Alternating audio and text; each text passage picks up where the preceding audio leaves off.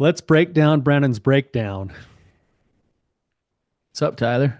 What's going on, man? I'm excited for this one. You're going to be on the hot seat finally for the first time in a while. Yeah, it's not what you think. I Yeah, mean, I don't I know. could get personal. We could talk about all kinds of breakdowns in my life, but it's Yeah. not what you think.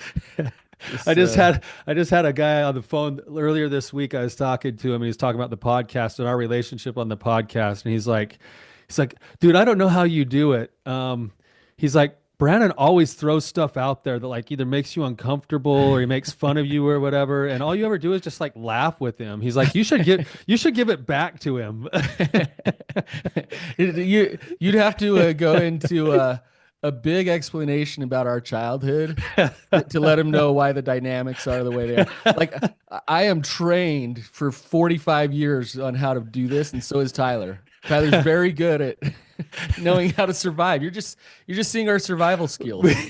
What he's witnessing is how both of us have survived in this world. Yeah, yeah. I mean, I Yeah. play that part of the middle ground. I can like, dish it out a little, like, and Tyler can just like keep the Yeah, peace and just like, roll with it. It's yeah, fine. No big yeah, deal.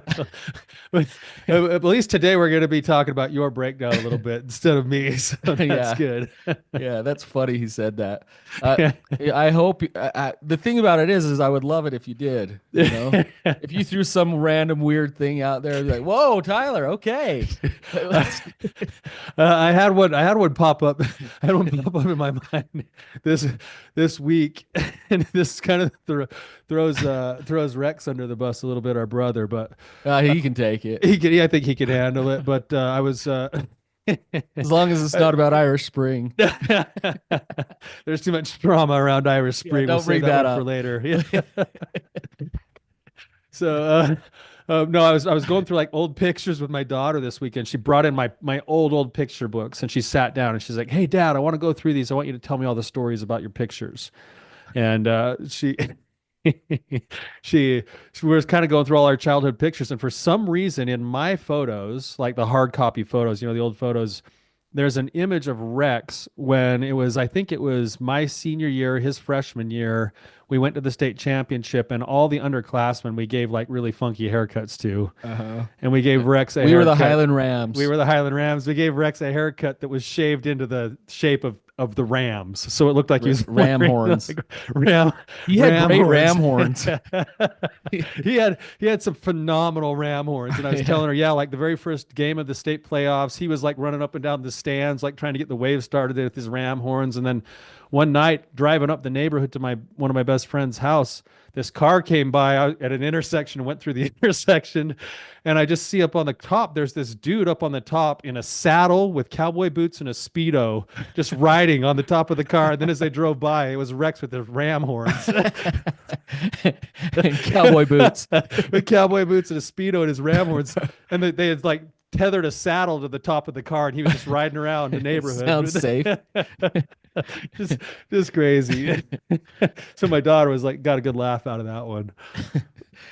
Which is, the funny part of that is that's not even that weird of a story to me. So, That was called like the weekend. yeah, that was the weekend. That's life. Yeah. It's just, another day. Just Um, another weekend. yeah. So, Uh, well, should we talk about my breakdown? yeah, let's get into it, man. Like, Uh, why don't you kind of explain what we're thinking here? all right. Okay, let me use an analogy here a little bit. I grew up a Utah Jazz fan, and it's been hard to stay a Jazz fan over the Hey, years. hey, my Talk about condolences for talk wasting about your time on the trauma. NBA in general, Oh, man. I know. Talk about trauma. Just bad years after. Yeah, like hopes. Anyways, I won't get into all of that. But tonight is the lottery for the NBA to get. The Jazz tanked and tried to get the best odds to get the first pick. But it's fascinating to watch, like what's going on. They had two really good players that are both in the playoffs, Donovan Mitchell and Rudy Gobert. They're both in the playoffs right now. Their teams are thriving, and they had both of them on the team. And I think it was 3 years ago, maybe 3 or 4 years ago. Yeah. 4 years ago, I think. Both of these guys were Uh, all stars. Yeah, all stars, good players. Jazz decided to just tear it down, just trade them, um, get rid of them, get some assets as a result, and start at square one and rebuild. Um, so they broke it down, and um, I'm in a similar phase in my life. It's actually really fun. I'm enjoying it, but selling my business. You got a lot of Um, stress on your plate as a result of what you've gone and done. yeah, my steady paycheck is gone. I'm starting from square one. We're starting over again, and it's been really interesting to me. It's you'd look at that and you'd say, why would the Jazz, why would Why Brannon, would why Brannon have a practice where he has 25 therapists working under him and he's basically just rolling with a successful business? Why would you go burn it all down? Yeah. So I think there's something to learn here, and I think it's important across different areas of life, and we all go through this. There's this pattern that we go through, and we work really hard to create what we're going to create, whether it's our relationships, our careers, our businesses, and we do what we can to create. And as you do that, things start to happen. You'll fail with some things and they won't come to fruition. You'll succeed at other things and those will go well. You'll succeed for a while and then start to come up against some hard things that are difficult. But whatever you're in, whether it's a relationship or a business, you'll start to get feedback that is telling you that this is where you're supposed to be or not. And Tyler, we confuse what that feedback is. A lot of us think that the feedback is that I feel comfortable. Okay, I feel secure, I feel comfortable. That's not like that ultimately is what creates a lot of depression and a lot of um, people feeling like there's a void in their life, and they're unwilling to tear it down, tear some things down, whether it's a marriage or a business or relationships they've built. They're unwilling to tear those things down because they're comfortable in what they are, but they feel feelings of depression and resentment and just a lack in their life going on. And what they need to actually tear some things down. What are you thinking, Tyler? Yeah, well, as you're talking, Brannon, it's like I'm thinking of the reasons why we choose to do the things that we do in the first place to get to the place that we get to, where then you have to burn it down. And I think a lot of times it's a kind of a weird dialectic that the reason we choose to do things often is because we're in a state of discomfort to the point that we want something better, or we're in a state of uncertainty and we're trying to create certainty. And then as we grow towards those places, once we finally arrive there, the like let's just take certainty for a second. I'm thinking of this, Brannon, like in terms of this is something that's really difficult for couples who have been through betrayal, because at the beginning there's no trust. It's been totally shattered. And so there's a certain way of living in that state to see if trust is going to rebuild itself. And so you're really heavy on certain kinds of boundaries. You're really heavy on self-protection. You're really heavy on looking for, like, people who've been betrayed want to guarantee it's never going to happen again. And that guarantee can never actually come. And so they build into this place of safety, safety, safety, safety, safety, safety. Well, and I would put quotation marks on that type of safety. Yeah. Well, and that's what I think is the problem is they can get to a spot where they're safe, in quotes. Quotation marks. But what they're really wanting, the deeper desires of their hearts, is to be in a relationship where there's deep connection. And deep connection can only come through uncertainty and vulnerability and empathy. And so then I have to, in some ways, burn down the very thing that I used to get back to being stable again after feeling crazy, in order to lean back into a relationship that doesn't actually provide guarantees that I'm safe, for the sake of my overall goal, which is that I want deeper connection. This is a perfect example, Tyler. I love it. And it's so applicable to what we talk about all the time. Because it's like I can do things that help me know that I'm not going to get hurt, right? But those very things that I do that create this quote safety are undermining my ability to feel trust and intimacy and deep connection, the things that I really desire. Actually, the things that I'm actually trying to protect myself from, what I really desire is those things, and I'm worried that I'm not going to get them. So I do things to feel safe that undermine getting those things, That's right? right. Um, and these systems they get put in place unconsciously and automatically, and they go on over time, and you start to get certain outcomes from them. And a lot of times people won't listen to the outcomes. They're more concerned in the protection mode, in the comfort, in the making sure they're okay.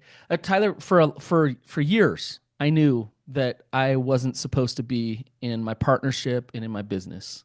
I knew it. You were talking to me probably 3 or 4 years ago about the fact that you knew that something probably wasn't quite in alignment with where your life needed to go.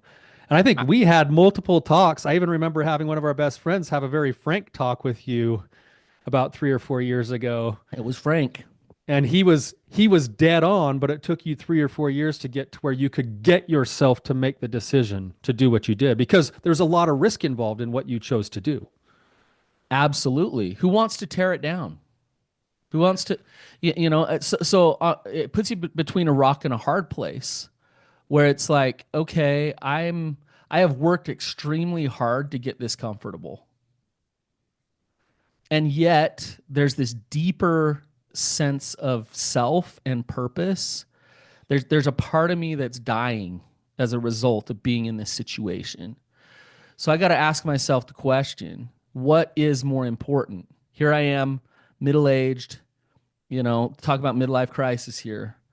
Middle-aged, you got to ask yourself, okay, like, is this it?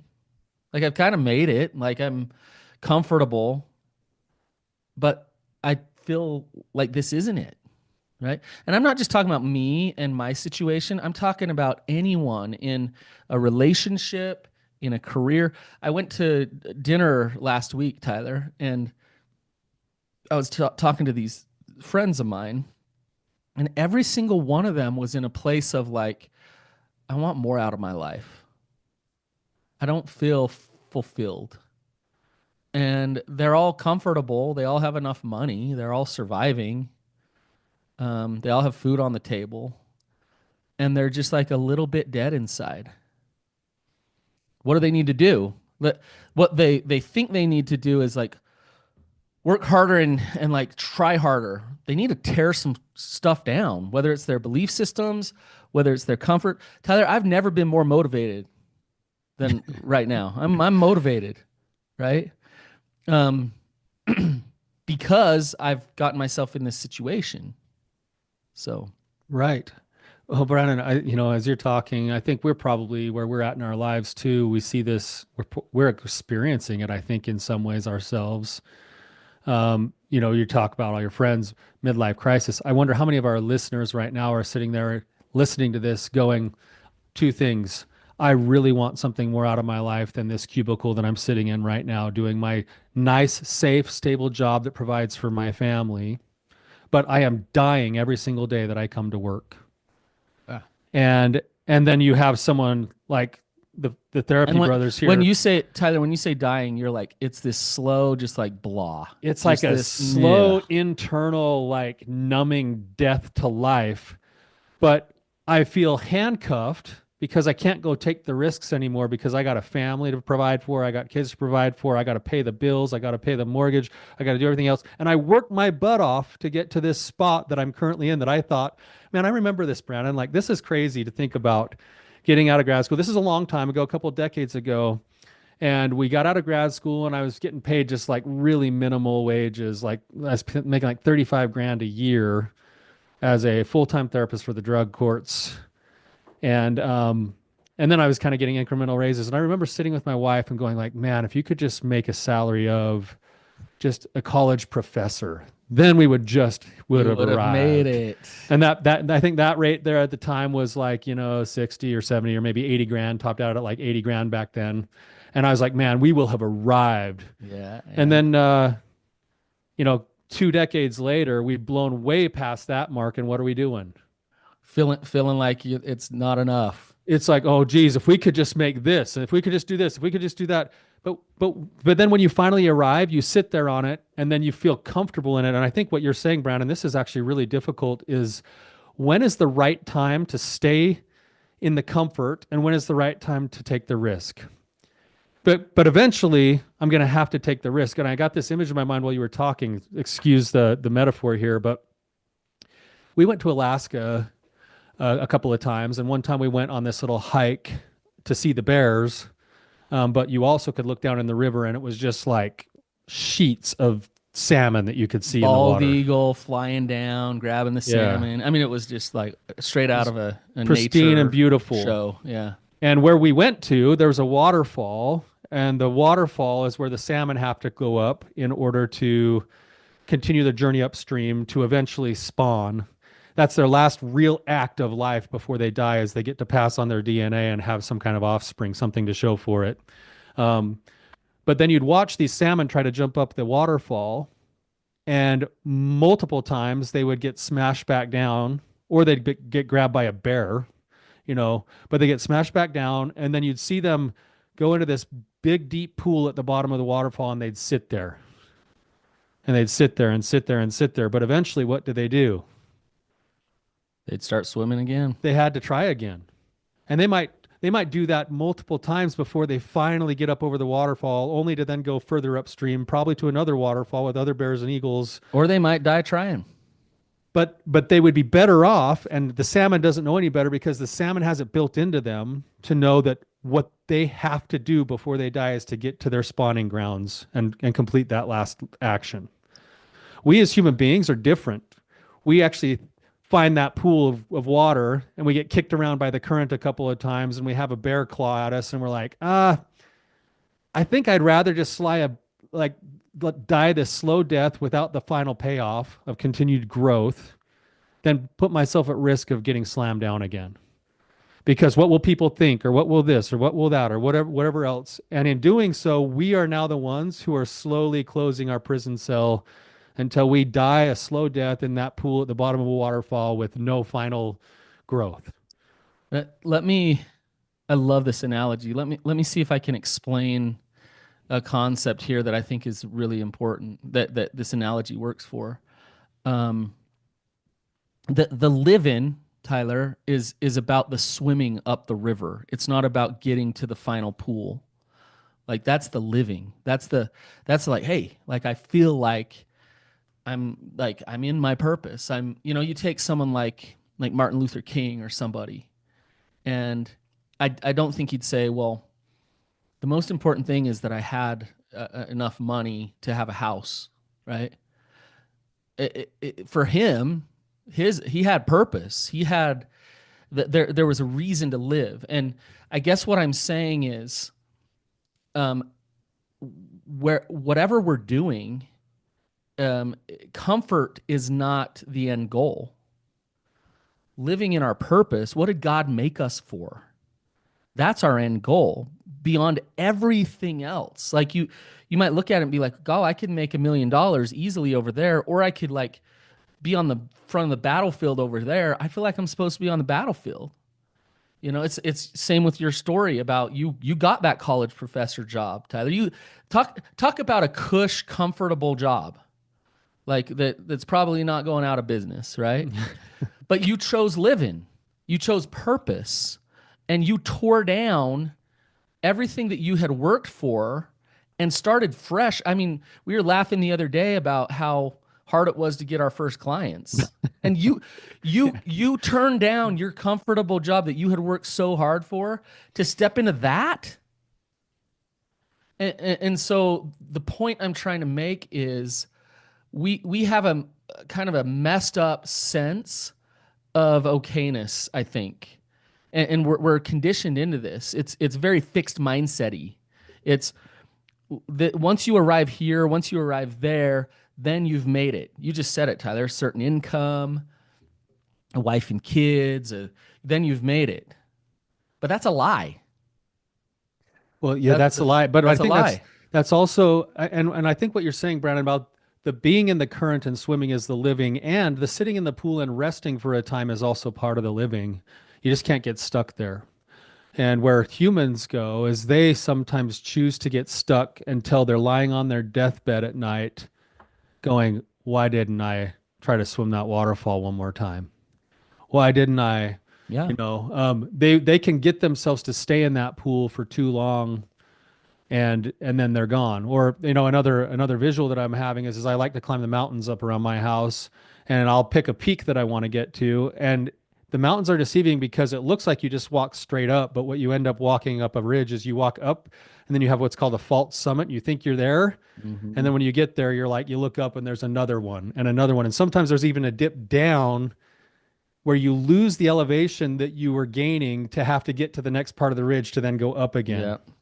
And I hate losing the progress of my elevation, but it's a necessary thing if I want to get to the very top. Yes. And and I think as human beings, that's another part of this. This the struggle, Brannon, that where I think a lot of us silently get stuck is when we've worked so hard to get to a certain place of what we would call perceived progress, and then we look out at our life and realize, oh, I just got balloons coming up on my Zoom for me. I don't know what I just did there, but Happy but birthday. Happy birthday. I guess so.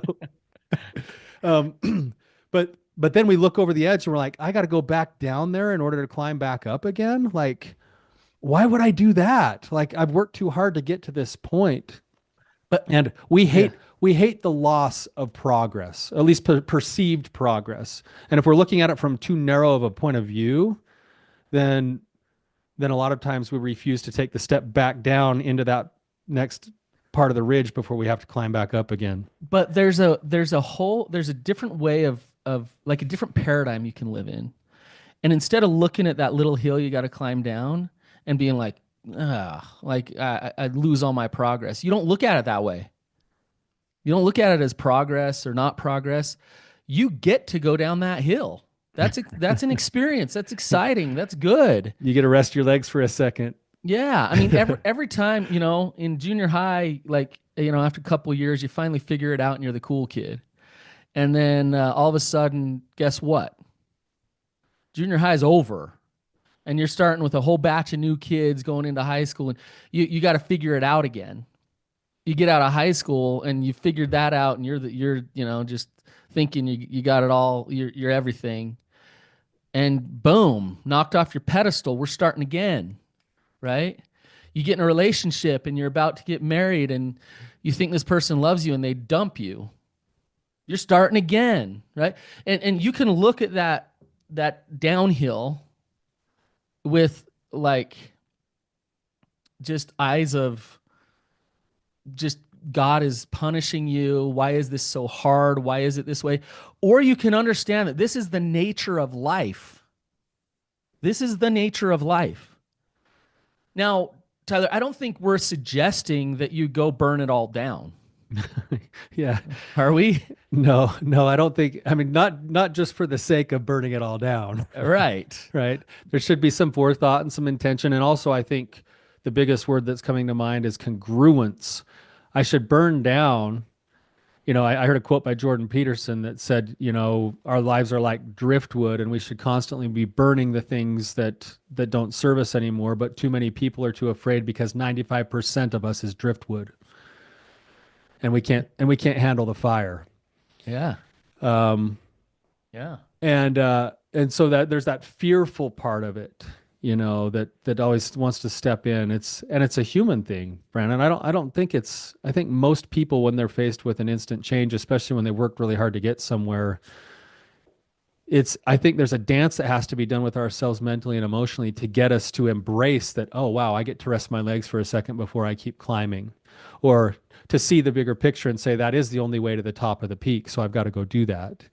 Right. They're the people who get really good at managing and letting their emotions become aware of them and flow through them, and then change their perspective, and then embrace the fact that it's not really moving backwards. It's moving, even though it feels like you're going back down again for a minute. You're moving into more congruence, into who God was designing you to be in the first place. Yep.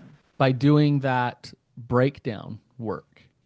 and it can feel opposite. It's like congruence. I'm feeling more stress. I'm feeling not unstable.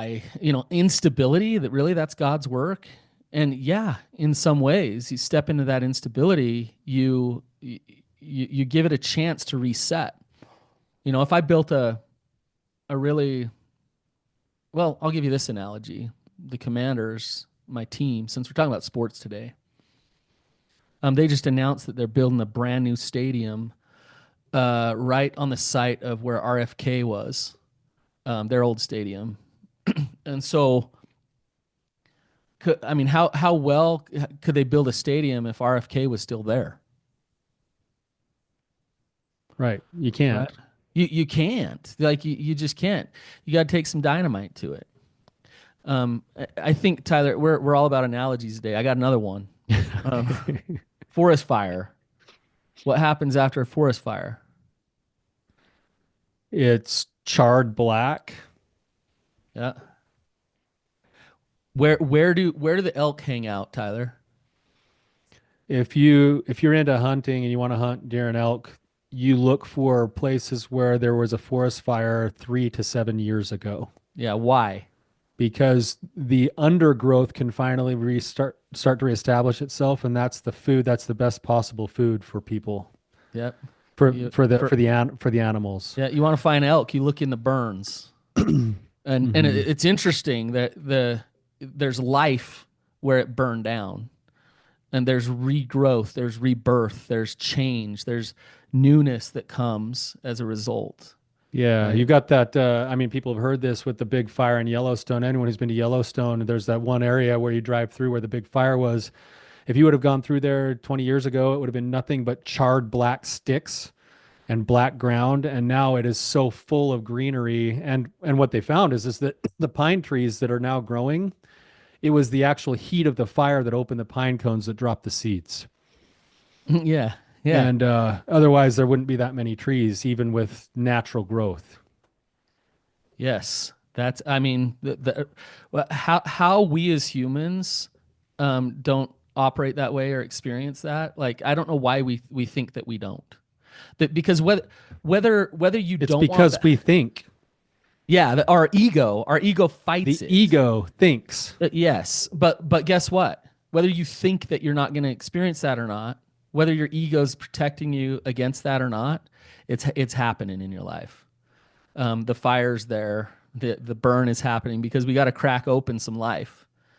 It might be a slow burn, it might be a hot burn, but we got to crack open some life, whether you like it or not.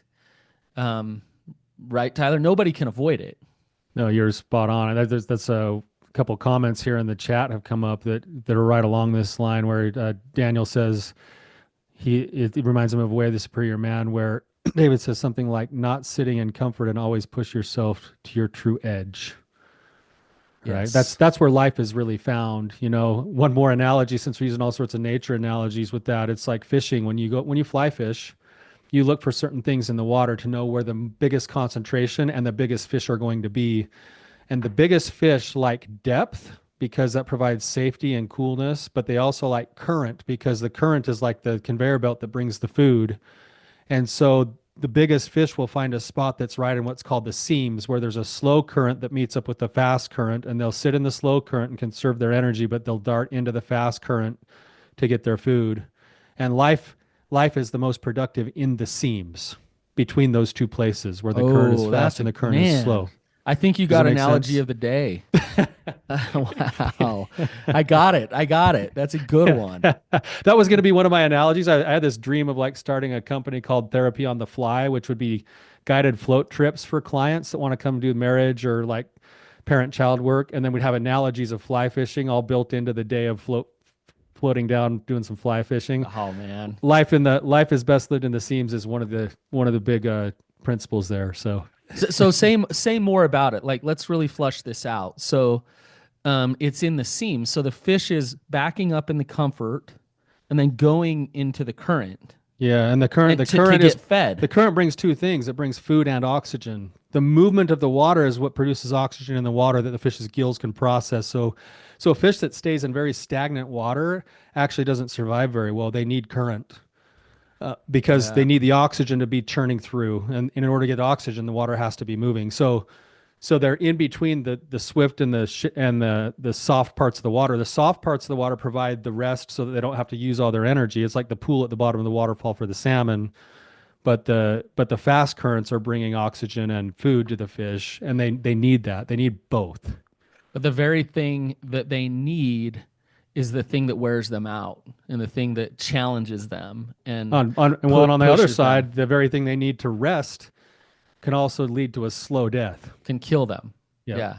That that is analogy of the day. That is our life right there. And the reason why that's so profound, Tyler, especially in midlife, all my friends and clients, and you get to this place of like stagnation. And You it's like, found a really nice deep pool. yeah, I found a good deep pool. And it's like, well, guess what? Like the answer might be the opposite of what you want it to be. You might have to step into something challenging in order to feel alive again. You might have to step into something hard in order to feel on the edge again. Like, who was it, Daniel, talking about living on the edge? Yeah. If you're not living on the edge, you're not really living. And that's not taking unneeded risks. That's not burning your life down. That's not what we're saying. What we're saying is you have purpose in you. You have reason to live. You have unique abilities, talents.